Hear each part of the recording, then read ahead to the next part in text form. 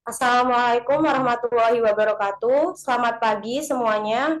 Terima kasih atas kesempatannya. Yang terhormat Ibu dosen Nur Cahyaning Dwi Kusumaningrum, SEMA, selaku dosen pengampu mata kuliah pengantar akuntansi 2. Untuk itu, izinkan kelompok kami untuk menampilkan sedikit yel-yel dari kami. Berkah Ramadan. Yes. Yes, yes, yes, yes. Oke, sebelum masuk ke materi, izinkan kami untuk memperkenalkan diri. Perkenalkan, kami dari kelompok 3 atau kelompok Berkah Ramadan. Dengan saya, Rina Dudesianti, dengan NIM 2324, selaku moderator pada kelompok ini. Perkenalkan, nama saya Aulia Zahra Khairunisya dengan NIM 2332. Saya Senur Rahman dengan NIM 2346. Perkenalkan, nama saya Rafael Lewanda Barus dengan NIM 2350. Saya Hafif Gusmul Hamna dengan NIM 2362. Perkenalkan, nama saya Saifatul Lima Muhtar dengan NIM 2382. Perkenalkan, nama saya Nabila Navareta dengan NIM 2390. Baik, di sini kami akan mempresentasikan tentang perusahaan manufaktur. Untuk teman-teman yang sudah mendapatkan materi masing-masing, kami persilahkan. Pertama ada proses bisnis manufaktur. Bisnis perusahaan manufaktur melibatkan beberapa proses seperti jenis proses bisnis berikut ini. Yang pertama, proses pengadaan. Proses pengadaan adalah proses di mana kegiatan usaha suatu perusahaan manufaktur berkaitan dengan pengadaan barang. Oleh karena itu, proses ini selalu diperlukan untuk mendukung kelangsungan perusahaan. Yang kedua, stok masuk dan keluar stok. Proses toko kedua memiliki proses masuk dan keluar persediaan. Maksudnya adalah proses bisnis perusahaan manufaktur berupa pengolahan bahan mentah menjadi produk akhir.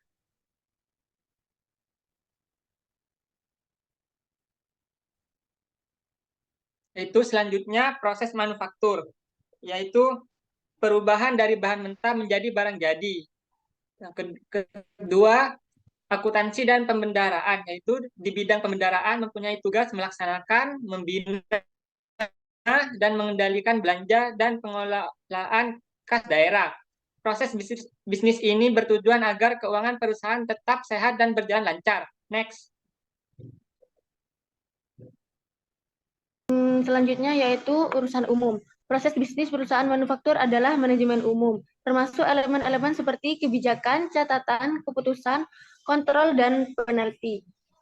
Namun, dalam proses akuntansi sendiri, produsen umumnya berbeda dari produsen lain.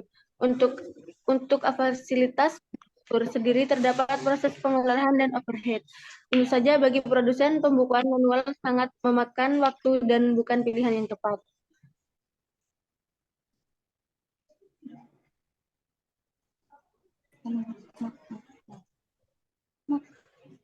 Selanjutnya, cara membuat perusahaan manufaktur berkembang dan berjalan lancar. Yang pertama ada produktivitas. Saat produk rendah stok, biaya produksi atau kebutuhan modal bahkan lebih tinggi, maka perlu dipikirkan kembali strategi pasar yang harus diikuti sebelum meluncurkan perusahaan manufaktur dan memastikan keuntungan yang maksimal. Next.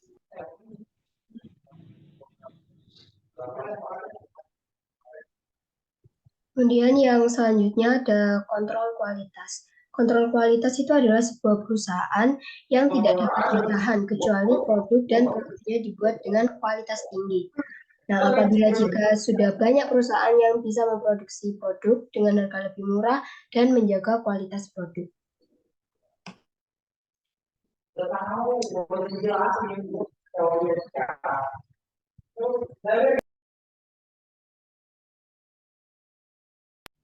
Yang berikutnya yaitu cara perusahaan manufaktur agar berkembang dan berjalan dengan lancar. Yang pertama yaitu menggunakan desain terbaik. Dengan menggunakan desain terbaik, maka perusahaan tersebut akan menumbuhkan keunggulan dari perusahaan yang lain atau dari suatu produk tersebut, sehingga perusahaan tersebut dapat atau mampu bersaing dengan perusahaan-perusahaan yang lain. Yang kedua yaitu ada manajemen keuangan yang baik. Dengan perusahaan menjaga manajemen keuangan yang baik, maka perusahaan tersebut akan mengolah atau mempengaruhi keberhasilan atau keberhasilan dari suatu perusahaan. Perusahaan ini perlu memikirkan bagaimana cara mengolah modal, pendapatan, dan biaya untuk mendapatkan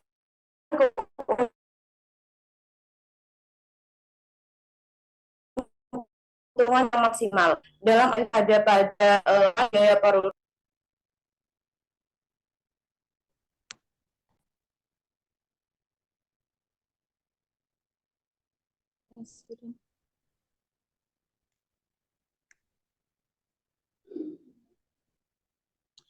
Berikut yaitu contoh perusahaan manufaktur di berbagai bidang. Yang pertama di bidang tekstil. Tekstil merupakan salah satu perusahaan manufaktur besar. Industri tekstil akan mengolah kapas menjadi kain yang nantinya dapat diolah kembali menjadi pakaian jadi. Dengan banyaknya industri tekstil yang ada, tidak jarang perusahaan banyak membuka lowongan tenaga kerja. Berikut beberapa contoh perusahaan manufaktur yang beroperasi di bidang ini. Yang pertama, PT Hidup Damai Tekstil. Yang kedua, PT Hincang Finishing Tekstil. Yang ketiga, PT Indo Hasasi Tekstil. Yang keempat, PT Sri Rezeki Isman. Selanjutnya di bidang kerajinan. Kerajinan merupakan salah satu contoh industri manufaktur. Industri manufaktur kerajinan memiliki jenis produk yang juga beraneka ragam, mulai dari pajangan, furniture, hingga bahan bangunan seperti keramik. Contoh perusahaan manufaktur di bidang kerajinan yaitu PT Hanungcraft dan PT Santa Buana Bali. Next.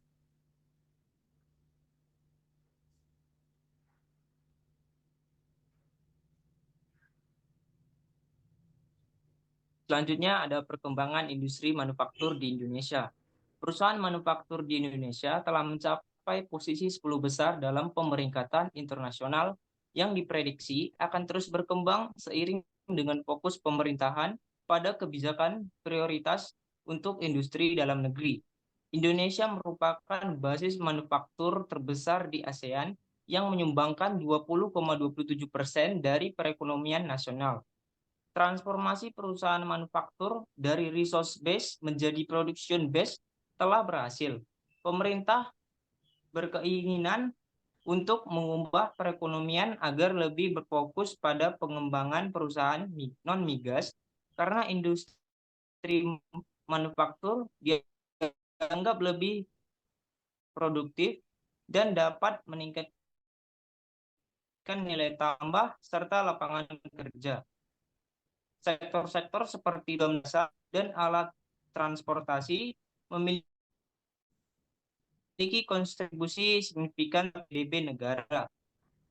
Ekspansi industri manufaktur negara-negara regional dan global. Keunggulan perekonomian Indonesia adalah pasar domestik yang kuat dengan peningkatan konsumsi sebesar 80%. Sementara bagian besar negara lain memiliki sistem ekonomi yang lebih berfokus pada ekspor.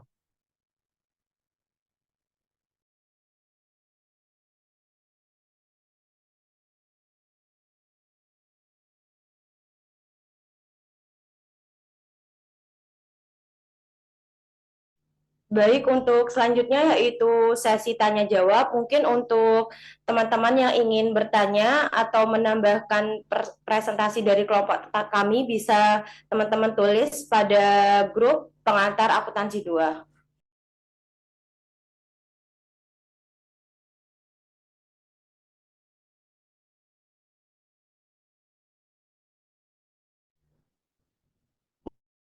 Mungkin itu dari kelompok kami, maka dapat kami simpulkan bahwa perusahaan manufaktur ini adalah perusahaan yang mengolah dari bahan baku menjadi bahan setengah jadi dan menjadi bahan jadi yang siap untuk dijualkan.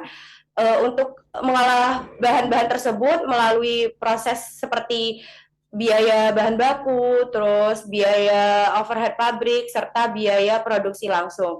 Contohnya dari perusahaan manufaktur itu sendiri yaitu perusahaan tekstil, perusahaan mungkin rokok, dan sebagainya. Sekian presentasi dari kelompok kami, kurang lebihnya kami mohon maaf. Terima kasih. Wassalamualaikum warahmatullahi wabarakatuh.